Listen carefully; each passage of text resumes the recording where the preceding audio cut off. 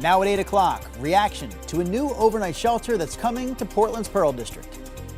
We want the collaboration of the community.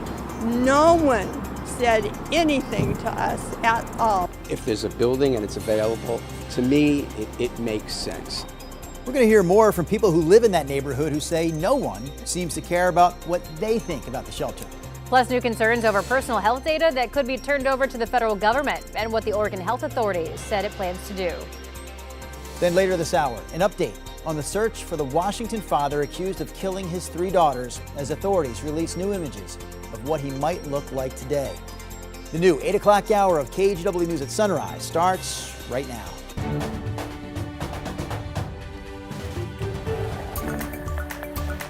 Good morning, and thank you for joining us live for the first time at 8 o'clock on your Wednesday. I'm China Green. And I'm Drew Carney. That is one of our big headlines today.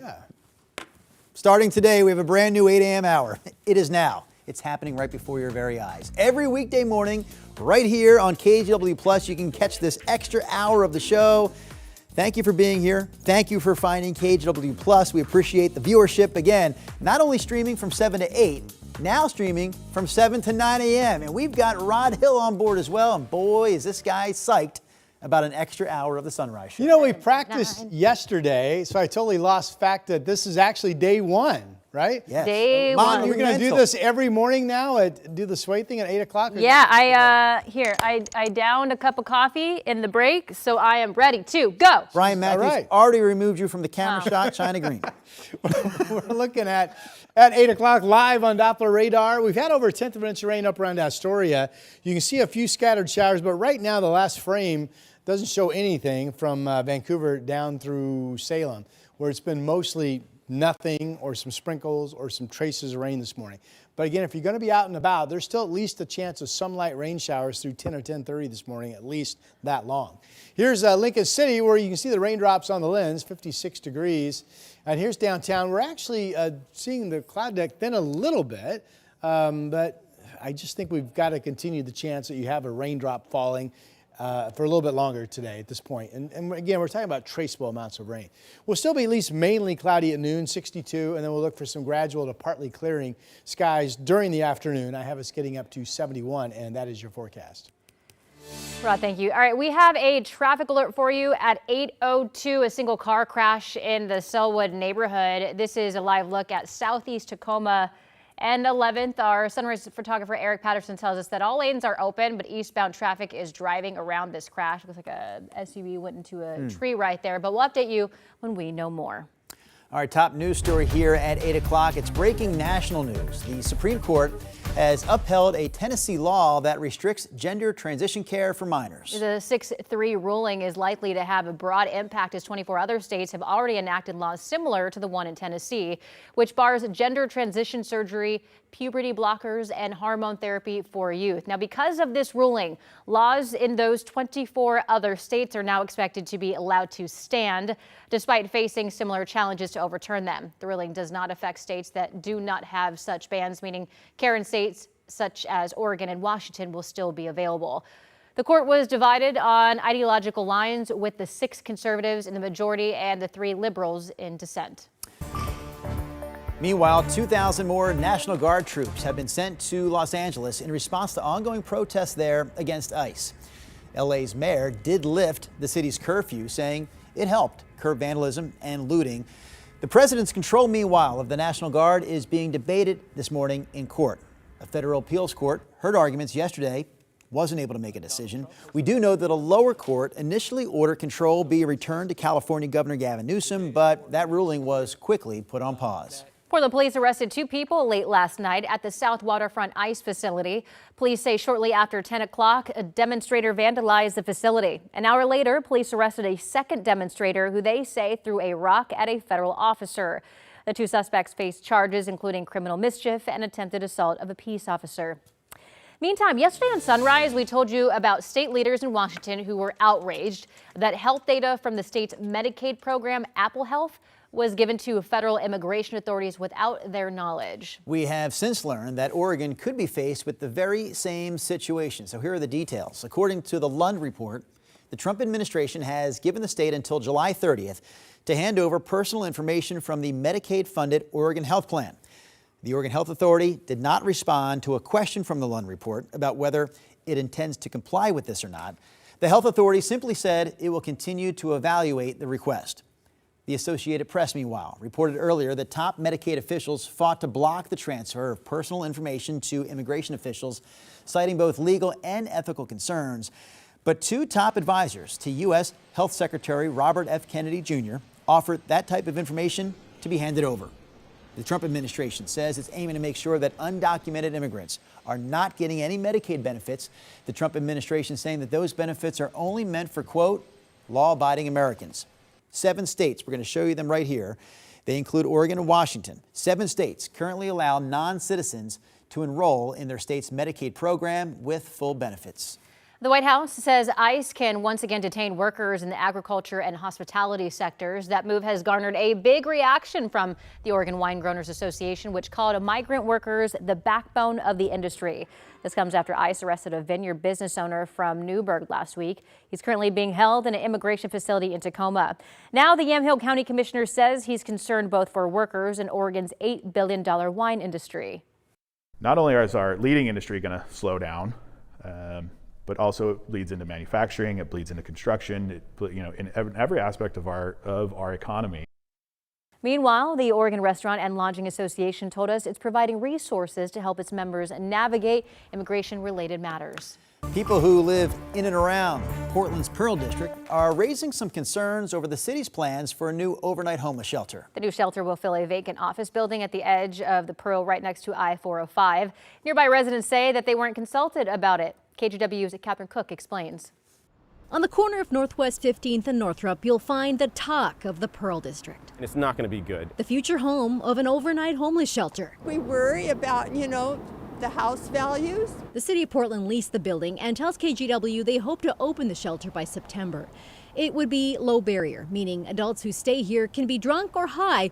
They just can't bring drugs with them. Maximum capacity, 200 beds. We'll start at kind of a low operational number and build into capacity. Rob Lane is with the city's Portland Solutions program. He says the shelter will help Mayor Keith Wilson reach his goal of adding 1,500 new overnight shelter beds by December. To make sure that they have a safe and place to sleep each night, to get them off the street so that they can get up and do the work that they need to do to move on to their next step of their housing journey. So they come out every day and where do they go? Kathy Dunn has lived in the Pearl for 18 years. She says plans for the shelter left her feeling blindsided by the city. They want the collaboration of the community.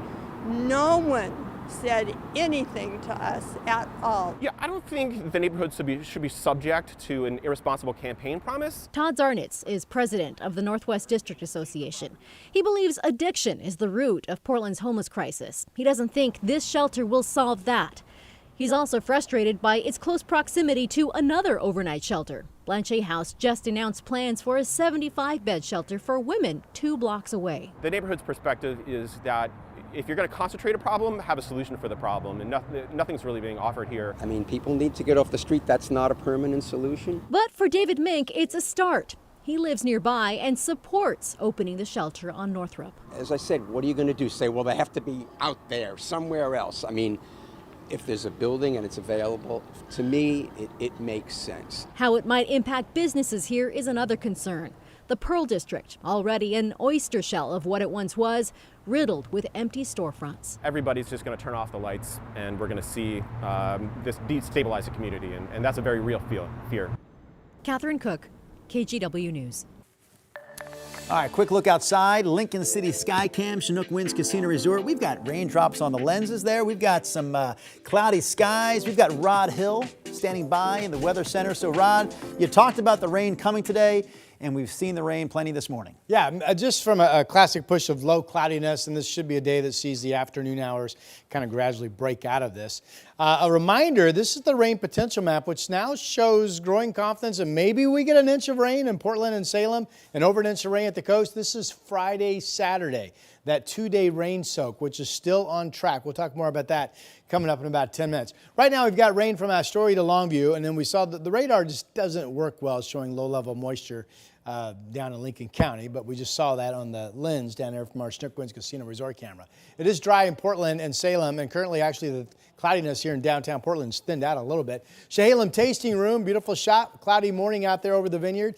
Temperatures, more and more of us are now at 60 as we are starting to warm up. 60 in Beaverton, Portland, Vancouver, Tigard, Sherwood, Salem 59, but Kaiser and Dallas and Albany have all reached 60 degrees.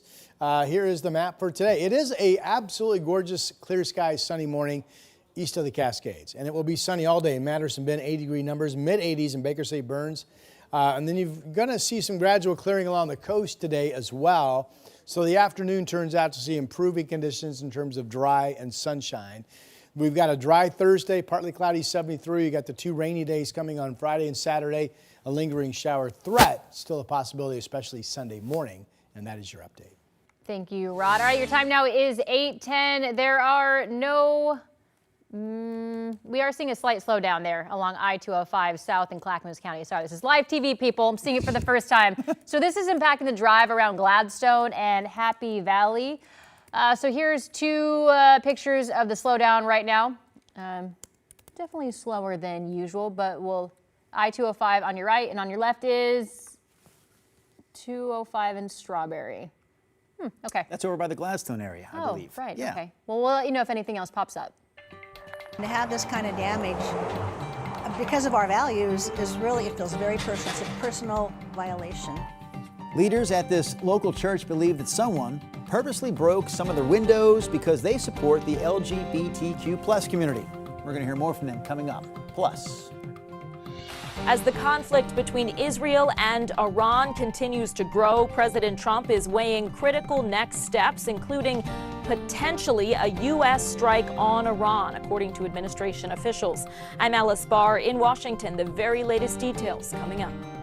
KGW's Evening News. Important stories to help you stay informed and keep your family safe.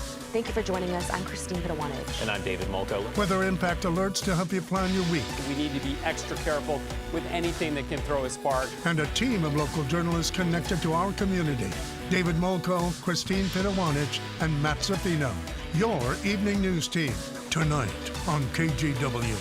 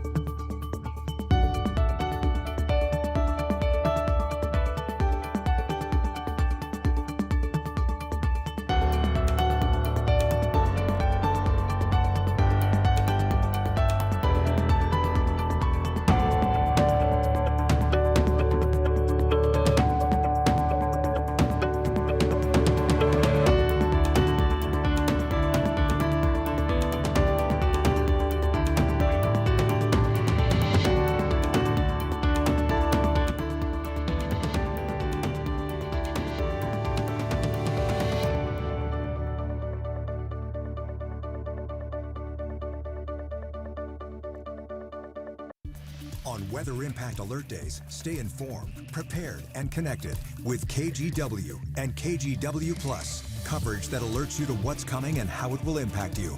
Watch extended weather coverage on KGW Plus. The KGW Plus TV app, streaming 24/7. Local news from the team you trust. Track how the weather will impact your day. Breaking news, live from the scene. All the local news you need. KGW Plus. Download on your TV and watch for free. welcome back to the 8 o'clock hour of Sunrise. Leaders at the Beaver Creek United Church of Christ in Clackamas County had to deal with the mess that someone left behind after throwing a brick through one of its windows. They also believe this incident could be a hate crime. Daisy Caballero has a story. Well, our sign here is a way that we get our message across to the people driving by. It's very effective. A lot of people comment on it. Greg Hetman has been a member of the Beaver Creek United Church of Christ for 73 years. It's a church in rural Clackamas County with a progressive stance that welcomes everyone through their doors, including the LGBTQ+ community. We have a number of members who are in that category, and they're full members of the church. Cynthia Andrews is the church moderator. and believes they've been the target of vandalism in the past because of their views. And to have this kind of damage because of our values is really, it feels very personal. It's a personal violation. And it happened again. There's the very brick. Sometime between last Friday night and Saturday morning, someone broke this glass window with a brick, shattering glass everywhere inside the community hall. 2 stained glass windows were also broken that have been there for nearly a century. A lot of history in these windows and very personal to this church. Church leaders think it's a hate crime. I was going to say it's disturbing. The service on Sunday was very subdued as people came in and, learned about the damage. And it's, like I said, it feels personal. The Clackamas County Sheriff's Office says it took a report of damage on Monday, but stated there's, quote, no indication that this was a bias crime. According to the Oregon Department of Justice, a hate crime, also known as a bias crime, is any hostile expression that may be motivated by any person's perceived protected class, meaning their race, color, religion, and sexual orientation. But it's about who we are, what our values are as a church, and how we speak out into the community. So I believe that the Sheriff's Office is misguided. Daisy Caballero, KGW News. And turning to wildfire coverage, focus on the Alder Springs fire burning in central Oregon. Fire officials say it's threatening hundreds of homes and has now burned nearly 2,500 acres. The fire is burning in Jefferson County, which is northwest of Redmond and southwest of Madras. Level 3 go now evacuations are in place for some areas east and south of Canyon Steelhead Falls. Right now it's 0% contained and appears to be human caused. Governor Tina Kotek and the State Fire Marshal's office have called in more resources to help fight the flames. Firefighters say they made good progress, but some spots have been harder to get to. This area is with the river canyons, makes for hard access. There's definitely areas where the firefighters cannot go in safely, so they're going to have to look a little bit bigger picture and find where they can stop the fire outside of that river canyon. Tonight there will be a community meeting to talk more about this fire. It's happening at 7 o'clock at the Terrebonne Community School gym. All right, Rod Hill stepping back into the studio now to talk more about our weather forecast. We've been doing this for a while now, ladies and gentlemen. What time is it? It's 8:17. We've been on We started at 5 a.m. this morning on TV. Now we're streaming. Woo! Oh, yeah. Also keeping an eye on weather conditions out in the gorge, although the news on the Rowena fire is nothing but positive. That fire basically has not spread or expanded since, last Saturday. And fire crews, the discussions basically allude to the fact they think the Rowena fire, while it will continue to burn and have hot spots, is basically going to stay where it's at. So fingers crossed that's the case. Still being watched. Here's a look at the sunshine out in the East Gorge this morning from the Oregon Veterans Home camera out in the Dalles. That weather site's down. I'm not sure why. But here is the wind forecast. Not as breezy as the last couple of afternoons, but still bouncing to 20 plus. Big story here is it continues to be a west-northwest wind, and they've been able to contain that fire on that front, holding it from advancing any to the east. So that's good news. All right, out here, there it is. There she blows. That's our big upper level low that we think will give us a 2-day rain soak on Friday and Saturday coming into the area. Totally not associated with what we have going on this morning. This morning, there has been a little weak front come in, but for the most part, it's just triggered an advancement of low marine clouds that have produced some rain. We've had over 1/10 of an inch fall up in Astoria, Longview, Kelso area. There are some manageable rainfall amounts near you and up into Chehalis. But from Vancouver, Portland down into Salem, it's just been traceable amounts of passing scattered showers. Here's a view off to the northeast from the top of the Wells Fargo building. Cloudy, 60 degrees. We are dry. By the time you get to Hood River out in the gorge on 84, you find sun just like that. That's a beautiful morning out at Indian Creek Golf Course. There's Mount Hood. You can see it from the course, really a pretty view. Again, that's in Hood River, and you folks will have the sunshine there all day today as well. All right, temperatures outside. 72 in Pendleton's a warm spot.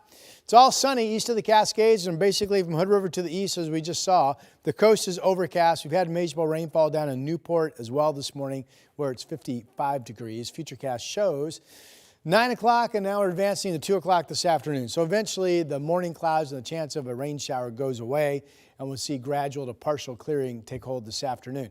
Back to that 2-day soak coming on Friday and Saturday. This is the second day in a row that weather models keep upping the amount that could fall from the clouds. So this would be tremendous news. If we could get a half to an inch of rain in the valley over 2 days, that would probably be the biggest soak we're going to have for a long time. So if you have plans, don't poo-poo this. It's unfortunate, but the rain will be really great to have this time of the year. All right, at the coast, like the valley, some afternoon clearing is expected. You'll get up to about 60 or 62. Here's Portland, 71. All dry, Juneteenth tomorrow, Thursday, partly cloudy, 73. The rainy weather on Friday, Saturday, a lingering shower threat, especially Sunday morning, maybe. And then the sun on Monday or Tuesday. That is your forecast. Rod, as you mentioned a moment ago, we are making history this morning. History. Our first live scheduled newscast here on KGW Plus at 8 a.m. And what we're learning about the 8 o'clock hour, there is some traffic involved in this hour. So we're keeping an eye on the roads for you. This is one spot where we've seen some slowing down. This is I-5 at Capitol Highway. So if you're just heading out the door this morning, keep in mind that this spot could slow your travels. We'll have more Sunrise Show news headlines for you after this. KGW Plus TV app, streaming 24/7. Local news from the team you trust. Track how the weather will impact your day. Breaking news live from the scene. All the local news you need. KGW Plus. Download on your TV and watch for free. On Weather Impact Alert Days, stay informed, prepared, and connected with KGW and KGW Plus. Coverage that alerts you to what's coming and how it will impact you. Watch extended weather coverage on KGW Plus.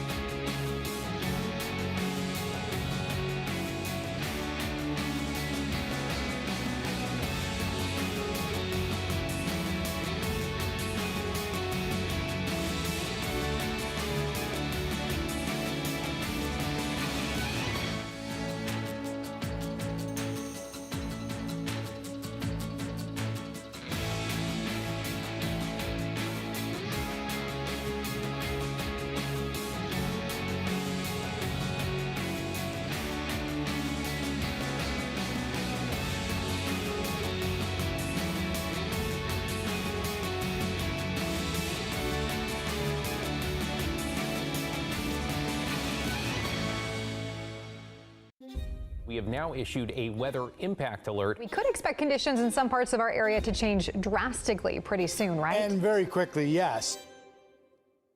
This is significant rainfall coming our way. You'll definitely want to be extra cautious. Certainly becoming increasingly hazardous. We've got the potential for some tree limbs or even trees or power lines to come down. Of course, when you hear thunder, it's always best to take cover. On Weather Impact Alert Days, stream extended coverage on KGW Plus. Welcome back to Sunrise. We have stories for you this morning involving our national news and world headlines. President Trump spending more time with his members of the national security team, addressing the question of how deeply the U.S. will get involved in the conflict between Israel and Iran. Here's NBC's Alice Barr with the latest. Amid the escalating conflict between Israel and Iran, a pivotal moment inside the White House as President Trump weighs how far to go to help Israel end Iran's nuclear program. Iran cannot have a nuclear weapon. The president spent Tuesday in the Situation Room with his national security team, calling for Iran's unconditional surrender while considering a range of options, including a possible U.S. strike on Iran, according to administration officials. One of Iran's most critical nuclear enrichment sites is buried deep under a mountain, and destroying it would likely require an American warplane with a massive bunker-busting bomb. Many lawmakers in both parties calling for congressional approval before any military action. We should have some say-so about it. If it flew the B-52s, we'd be risking yet another war in the Middle East. Democratic Senator John Fetterman backing a U.S. strike. You can never have any real peace in the region, if you allow or Iran is able to maintain a nuclear program. While the Senate's top Republican holds out hope for a diplomatic solution. Iran coming to the negotiating table and agreeing to end their nuclear program. President Trump has for weeks pressed Iran to negotiate a deal, now signaling a possible shift. They should have done the deal. I told them do the deal. So I don't know, I'm not too much in a mood to negotiate. The U.S. has sent more military assets to the Middle East, and U.S. bases are at their highest alert level, prepared for any possibility of an Iranian strike. Two U.S. officials say Iran is prepared to strike U.S. bases in the Middle East if they choose to, though there are no indications anything is imminent. In new comments, Iran's supreme leader said any American military entry will undoubtedly be met with irreparable damage. President Trump has said any targeting of U.S. troops would bring a forceful response.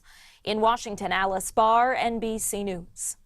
Now to your morning rush. President Donald Trump will extend a deadline to keep TikTok in the U.S. for another 90 days. This is his third extension despite a bipartisan law passed last year banning it over national security concerns. The law requires the app's Chinese-based parent company ByteDance to sell it to a U.S. buyer or be banned from the country. The law was passed last year and was set to take effect as Trump began his second presidential term. Director Tyler Perry is being hit with a sexual harassment allegation. Derek Dixon, an actor who worked for Perry's TV drama The Oval, is now seeking at least $260 million in damages. The lawsuit Dixon alleges that Perry used his industry influence on the show to keep him quiet. And JetBlue says it will be slashing flights and cutting costs. This includes fewer routes to several U.S. states and major metropolitan airports such as JFK Airport in New York.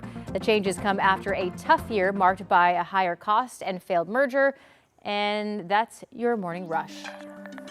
Coming up in our next half hour of Sunrise, the latest on the manhunt for Travis Decker, the father accused of killing his 3 daughters in central Washington last month. Investigators released new images of what Decker could look like after 3 weeks on the run.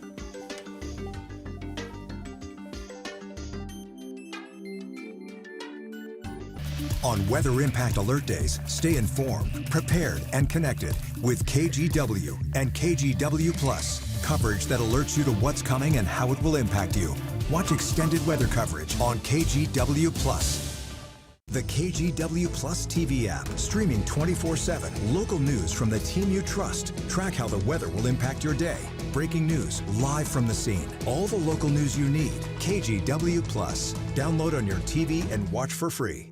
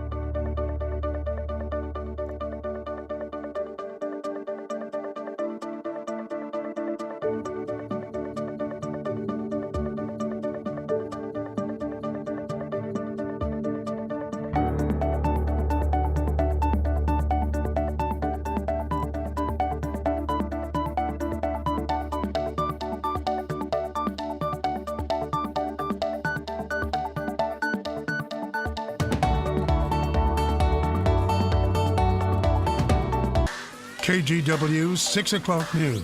Important stories to help you stay informed and keep your family safe. Thank you for joining us. I'm Christine Pittawanich. And I'm David Molko. Weather impact alerts to help you plan your week. We need to be extra careful with anything that can throw a spark. And a team of local journalists connected to our community. David Molko, Christine Pittawanich, and Matt Zaffino. Your evening news team. Watch weeknights at 6 on KGW.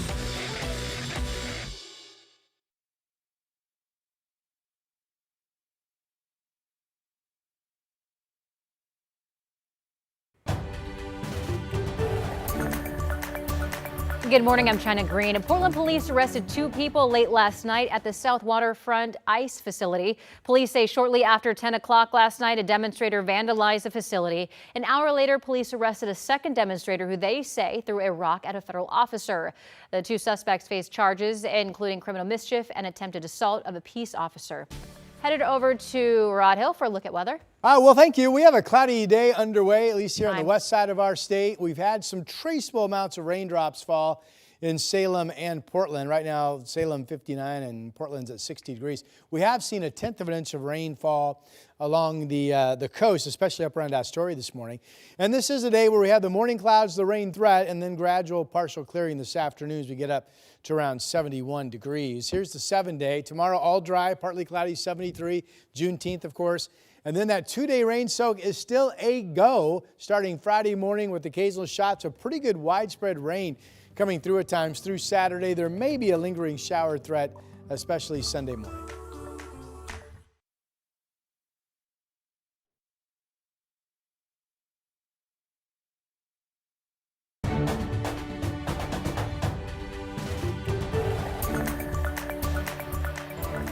Never said these words before. Kicking off the 8:30 half hour of the Sunrise Show. Wow. Yes, our brand new 8 o'clock hour rolls on here. We start this half hour with a live look from our Chehalem tasting room camera out in Sherwood. Beautiful shot. Never seen this shot at 8:30 before. Love this shot. A shower horizon. The weather person trying to figure out if it's raining from that viewpoint. This guy over here. Before we get to Rod, how about a slight hello from our 8:30 crew? Good morning. Oh, I wanted to tell you this yesterday, but we had a lot going on trying to get this on the air and figure all this out. So Drew is gone for an entire week and a Monday. Entire week. And a Monday. And I'd like to say that you have reached celebrity status. Because on Monday, somebody wrote, a viewer wrote, I was sad to hear of the sudden loss of Drew Carney last week. You guys all seem pretty happy for him being gone. He was a great soul, R.I.P. What the heck? Where's this at? So, we are not sponsored by this brand. This is on YouTube? Yeah. Yeah. I was sad to hear the sudden loss of Drew Carney last week. You guys all seem pretty happy for him being gone. He was a great soul. Rest in peace. Yeah, China Drew said you were died? just And then someone chimed in, Drew died, question mark? If there is a rumor going around that you died, I'm pretty sure that means that you made it. So. Then I said that if you would have died, you would have texted me. You would have, wouldn't you? You remember when people thought Paul McCartney had died? Oh, I do remember. Kind of like that. Yes. Paul's alive. All right. So is Drew Chill. Carney. Chill. Let's do the weather. Oh, and that's why we're on. We may stay on until 11. Boy, this is so much fun. Here's a look at our Doppler radar. We've had over a 10th of an inch of rainfall up in Astoria. We've had manageable rainfall around Longview up in Chehalis. But for the rest of us, and that's where the radar is showing the rain right now, by the way. For the rest of us, it's mostly been just a spritzy trace of rain pop from time to time. There has been some manageable rainfall all the way down to Lincoln County. Here are the clouds in Lincoln City from Chinook Winds Casino Resort this morning. And there are the clouds over downtown Portland. Nothing right now, but we're going to hold on to this chance of just kind of a trace of rain here and there or a sprinkle at least through 10:30 this morning, maybe a little bit later. This afternoon, we are expected to see partial to gradual clearing. We're at 60. Not much temperature change because of the cloud cover through the noon hour. And then if the partial to gradual clearing at 5 p.m., we'll get up to about 71 degrees. We'll talk more coming up in my complete forecast about the 2-day rain soak, which is still on track for Friday and Saturday. That's coming up. All right, Rob, we also have some traffic to report on here this morning. A slowdown. We've been watching the slowdown now for the better part of the last 30 minutes. This is on I-5 at Capitol Highway. Again, you can see right there on the left side of your screen. Definitely some slow going as you head out the door this morning. Drive times, though, generally speaking, not too bad this hour. Nothing in the red. We'll keep an eye on that Wilsonville into downtown spot. Right now, that drive from Wilsonville to downtown Portland stands at 28 minutes. The search continues for the man accused of killing his 3 young daughters about 17 miles west of Leavenworth. The Chelan County Sheriff's Office released these images showing what Decker may look like after 3 weeks on the run. Bridget Chavez with our sister station in Seattle has the latest on the manhunt. Multiple agencies remain deployed on the ground and in the air, chasing new leads and tracking evidence. The Chelan County Sheriff's Office says detectives are still processing items from the original crime scene, while U.S. Marshals, local deputies, and the Washington National Guard continue scouring backcountry terrain. Aerial units are ferrying search teams into remote locations and keeping watch from above. Last week, Decker was suspected to be near Ingalls Creek. Experts say from there, he could have crossed over Long Pass or Turnpike Creek, dropping into the Teanaway Fork Trail system that stretches towards Cle Elum. The area is rugged, steep, and hard to navigate, but it is a plausible escape route. Once you're in Ingalls Creek, you're going to be way down there with the hot temperatures. It's quite warm in there. And you can either head further out east down the valley towards Blewett Pass or climb up and over another mountain ridge line, commonly Long Pass, and then come out what's called the Teanaway Road, which is kind of accessed via Cle Elum. And while this case has stretched into its third week, detectives say this case is far from cold. They say they're working it at both ends, and they believe it's only a matter of time before Decker makes a mistake and is caught. Salem police are looking for a suspect they say committed 2 sexual assaults in less than 12 hours. Police describe him as a black male in his 20s with dark hair, a thin to medium build, and between 5'4" and 5'7". On Sunday afternoon, police say he attacked a woman by the Walmart near Commercial Street and Barnes Avenue southeast. He was able to escape. The second incident was early the next morning in the same area. This time, authorities say that the victim was a teenager. In that case, a bystander intervened and scared the man off. Anyone with information should contact Salem Police. Newly released body cam video is giving us a better understanding of what led up to a security guard shooting and killing a man near a Southwest Portland preschool. This happened last month, and prosecutors are calling his actions a case of self-defense. And we do want to warn you here that this video is disturbing, but we will not show you the moment of the shooting itself. Alma McCarty brings us the update. Get out of here! What started here in front of the Gone preschool on the morning of May 8th escalated in the next parking lot over. What's your problem? Help you guys! What's your problem? What's your problem? This body cam video showing a fight between 32-year-old Manuel Garza and 53-year-old Eric Salisbury, a security guard at the Jewish preschool on Capitol Highway. What's your problem? What are you doing? Investigators say Garza held down the security guard, strangling him. Prosecutors writing he maintained a dominant position as he continued his assault. Salisbury warning his attacker he would shoot. Show me that! Show me! Show me! 30 seconds later, Salisbury pulls his gun from his side, shooting Garza once in the abdomen. The security guard rolled Garza off him and, according to officials, went into this clinic to ask for help and to call 911.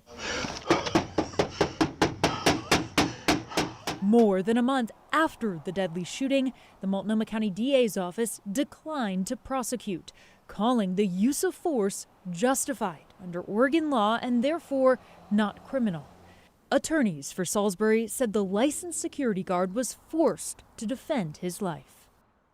That was Alma McCarty reporting. Prosecutors say Salisbury could not access his pepper spray since it was behind him and he was pinned to the ground on his back. They also wrote that he only fired the gun once.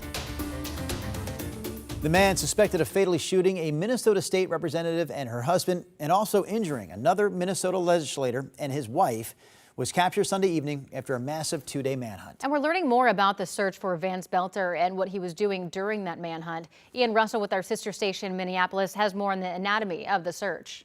The so-called face of evil. Belter stalked his victims like prey. Started here, Champlin, and the home of John and Yvette Hoffman. 644, code 3 Champlin. Stand by on a GSW AL-TAC 1, please. Belter shot the Hoffman sometime around 2 a.m. Saturday. From there, Belter traveled to Maple Grove and New Hope. Around 3:30 a.m., Brooklyn Park Police went to conduct a welfare check on Melissa and Mark Hortman's home. 7444, code 3, Brooklyn Park, on a shooting to the area at Windsor Terrace North. Belter fled, starting the search for the alleged killer. Suspects posing as police officers shot 2 victims. Nearby, police found the fake mask he was wearing, multiple guns, and a list with the names of other lawmakers. Police then located Belter's wife. Around 6:15 Saturday morning, he texted her saying, quote, "Dad went to war last night." Cell phone location data from multiple phones associated with Belter led them to this home in North Minneapolis, finding ammunition and a handwritten list of names with similar public officials. One of the people at that home said Belter texted them this. I love you guys, and I'm sorry for all the trouble this has caused. At 7 a.m. Saturday, Belter met a stranger at a bus stop, buying his e-bike and eventually his Buick. Belter then drove with the owner of the car to a bank in Robbinsdale, where these pictures were taken. Around 2:30 Sunday morning, someone said they may have seen someone riding an e-bike near the Belter home in Green Isle. Police were unable to find him. They found that Buick abandoned on Highway 25, roughly 5 miles from the Belter home.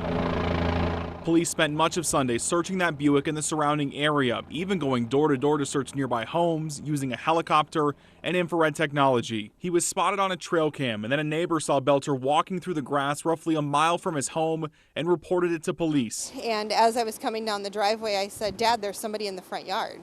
Belter was arrested just after 9 p.m. Sunday, ending the largest manhunt the state of Minnesota has ever seen. Again, Vance Bettler remains in custody at a Minneapolis area jail on a list of state and federal charges, including murder. Federal prosecutors say his charges could lead to the death penalty. Your time now is 8:39 on your Wednesday. We are seeing a slight slowdown there along I-5 at Capitol Highway. Let's take a look at your drive times right now. It will take you about 21 minutes to get from Brookwood Parkway to I-405, 23 minutes from Troutdale to I-5, and then about 26 minutes from Wilsonville Road to Markham Bridge. Still ahead on Sunrise, a new bill being discussed in Salem could give more legal power to liability waivers, making it harder for someone who's injured on the slopes to sue local resorts. We're going to have more on this story right after this break. KGW's Evening News. Important stories to help you stay informed and keep your family safe. Thank you for joining us. I'm Christine Pitawanich. And I'm David Molko. Weather impact alerts to help you plan your week. We need to be extra careful with anything that can throw a spark. And a team of local journalists connected to our community. David Molko, Christine Pitawanich, and Matt Zafino. Your Evening News team, tonight on KGW.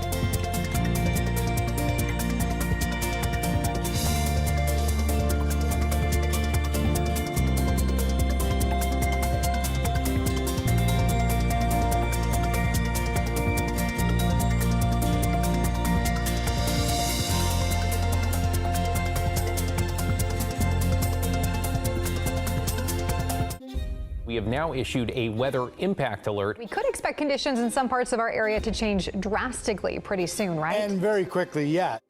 This is significant rainfall coming our way. You'll definitely want to be extra cautious. Certainly becoming increasingly hazardous. We've got the potential for some tree limbs or even trees or power lines to come down. Of course, when you hear thunder, it's always best to take cover. On Weather Impact Alert Days, stream extended coverage on KGW+. Welcome back. Oregon ski resort are facing uncertainty after a major insurer dropped coverage in the state. And now resorts are looking to a new bill making its way through the legislature that would reduce liability requirements. This is definitely controversial. Supporters say this move is needed to keep insurance affordable, but critics say it could prevent skiers and snowboarders from being able to sue a resort, even when a mistake is made that leads to an injury. Here's KGW's Devin Haskins with more. Starting down the run, we encountered a solid sheet of nearly invisible ice. I immediately lost control, fell, and slid down the hill head first on my back at high speed until I collided with several trees. 5 years ago, Joel Shake broke his back after falling during an icy run on Mount Hood Meadows. His injuries left him paralyzed. I'd hate for any other Oregonian to find themselves in the situation I've experienced and have no real recourse through our legal system. If Senate Bill 1196 passes, opponents argue it would give more legal power to liability waivers, those things you sign before heading out on the slopes, and harder for an injured person to hold a recreational business accountable. The bill would shield businesses from lawsuits over ordinary negligence while still allowing cases of gross negligence to go forward. The level of severity that is required for gross negligence gets rid of the vast majority of cases. So if you pass this bill, if the legislature passes this bill, you are extinguishing the legal rights of Oregonians. Proponents say Oregon's laws make insurance expensive to get. In fact, there's only one insurance company left in Oregon that covers ski resorts, after Safehold Special Risk, which covers resorts like Mount Hood Meadows and Timberline, said it's going to stop offering outdoor recreation coverage in Oregon. In a letter to lawmakers, Safehold Special Risk said Oregon makes up 50% of its losses and claims between $1 and $10 million. Safehold is in 37 states. We are at serious risk of iconic, historic, family-owned ski areas like Timberline and Mount Hood Meadows not being able to operate, or with insurance that is so expensive that lift tickets will be unaffordable for all but the very privileged. A concern echoed in testimony by the general manager of the Mount Ashland ski area. That's not an exaggeration. The situation is precarious. The expenses are outpacing our ability to make revenue as a nonprofit community ski area. Devin Haskins, KGW News. We do want to add one more note to Devin's report there. That bill still has to pass through committees and both floors of Oregon Congress before it goes to the desk of Governor Kotek. The current legislative session ends June 29th.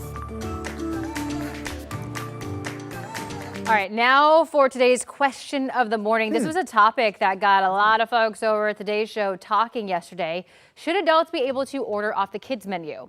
Now, this all stems from a TikTok by a woman named Elizabeth who says a restaurant prohibits her from ordering a kid's meal for her child over the phone on the suspicion that adults are ordering kids' meals for themselves to save money. Now, there were some mixed reactions saying that they don't have a large appetite and getting a kid's portion is less wasteful. But one restaurant owner said that they sell kid meals at cost and need adult meals to make the money. So our question this morning, should adults be able to order off the kids' menu? You know, I weighed in a couple of hours ago on this topic, and I didn't put a whole lot of thought to it. I just thought, hey, if I see something on that kids menu I want, by golly, I'd like to order it. But I thought you made an excellent point on behalf of the workers. So if you want to share that again, the floor is yours. So if you go to like Olive Garden or Red Robin, the kids items are like $5, $6, $10. Cheap. A normal entree is going to be $18 to $25. So you're going to waste a waitress time by having a group of four are ordering something that's $7 each. That is the time. I know this is a tipping industry and we don't want to, tip before we get service. But when you go to a place and you tip for the service and you're getting something super cheap, like it's wasting their time. Which is basically what that one restaurant owner said in his quote. He said, basically, we put those kids menu items at cost on the menu. We don't make anything off them. They're there to kind of pull in families. We can't feed mom and dad the same way we feed the kids if we want to stay in business. Now, you've got something else completely opposite to say. Maybe I'm totally wrong, but my thought is wake me up and this really becomes a problem. Oh. I mean, if one or two people are doing this a day in a restaurant, maybe I'm wrong. Maybe 90% of the people are walking in and going, give me the kids meal. But my suspicion is it just doesn't happen. I don't know the beginnings of this argument or how it all started. So you're right. I'm assuming, though, that it has become an issue. Otherwise, people wouldn't be talking about it. My wife will go into the girls section at Target, for example, the youth section, find clothes that fit her sometimes because they are, wait for it, they're priced cheaper. They are. I would say, I know we don't tip at Target, but from the pricing consumer standpoint, it's kind of the same thing. Cost-cutting measures by Rod Hill. No, I said earlier in the show, and I respect what China's getting at, but I don't see a table of 12 people coming in, adults, and ordering all the kids' menu. Maybe I'm wrong. I was going to say something else. Now I can't think of what it was, but I got to talk about the weather. All right, here it is. Dun, dun, dun, dun, dun, dun. This is our big 2-day rainmaker, big low spinning offshore that's coming in Friday and Saturday. And that will give us not steady rain during the entire fetch of time, but we think it'll be raining more than not, with occasional shots of rain just coming and coming. Now this morning, nothing like that. It's been low clouds, which we expected. It's been some mainly traceable amounts of light rain in Portland and Salem and Vancouver, which we expected. Right now, radar's picking up Longview and Astoria, getting a little dab, and Astoria's actually picked up just over 1/10 of an inch of rain. The cloud deck is now all the way up through 6,000 feet of Timberline Lodge. 44 is the number up at the lodge. There's no new snow. I need to erase that off the graphic. My apologies. Here's the Reserve Vineyards and Golf Club out in Loa, looking at the clouds. Currently dry, 60.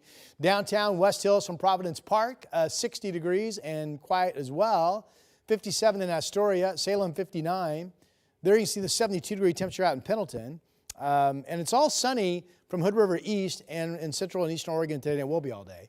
This shows the low cloud deck this morning, and then this afternoon, it's one of those days where we think we get partial to gradual clearing. Temperature forecast this afternoon will depend on how much, sunshine we end up with or not. Here's the latest rain projection for that low coming in on Friday and Saturday. First wave of rain comes in Friday morning, and then it's just occasional shots of rain through the day Saturday. There may or may not be a lingering rain chance Sunday morning. But look at this. The modeling second day in a row is upped the ante, now showing increasing chances for an inch of rain both of the coast and the valley, or at least a half of an inch of rain, which would be pretty good for this time of the year. We need it. All right, low 70s today for Salem, Corvallis, and McMinnville. Morning clouds, traces of rain, light west winds 5 to 10 miles per hour. Southwest Washington, Longview 67, Vancouver 71. I've got Portland getting up to about 71 as well. Here are 5 p.m. projections. Should be dry at this time. Partly cloudy on the west side, no rain chance at 5. And then the clear skies with 80-degree temperatures more than not from Madras out into Baker City. 7-day forecast, no big changes from yesterday. 71 today. Tomorrow, partly cloudy generally. There may or may not be some cloudiness in the morning, 73. And then the rain and the temperature is doing well to get up into the 60s on Friday and Saturday. Sunday still cool, and then sunshine and warmer on Monday and Tuesday. It is birthday time. All right, who is turning what? Well, Danny's 14. What do we determine this was?